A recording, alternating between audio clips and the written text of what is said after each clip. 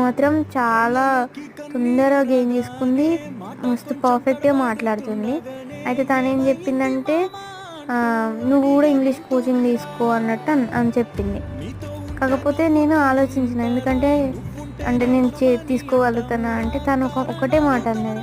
"నేను ఫీజు కడతా, నువ్వు నేర్చుకో" అన్నది. నాకు మాత్రం అసలు ఫుల్ హ్యాపీ అనిపించింది. ఎందుకంటే ఒకానొక టైంలో మేము ఫుడ్ తినడం కోసమే మనీ ఇన్వెస్ట్ చేయాలంటే వేస్ట్ అయితాయేమో అని ఆలోచించినాం.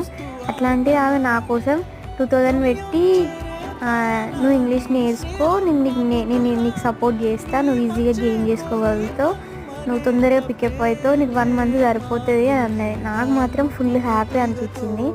ఎందుకంటే ఇట్లాంటి ఫ్రెండ్స్ దొరకడం చాలా రేర్. నేను అసలు ఎక్స్పెక్ట్ చేయలేదు ఆమె నుండి ఈ మాటలు.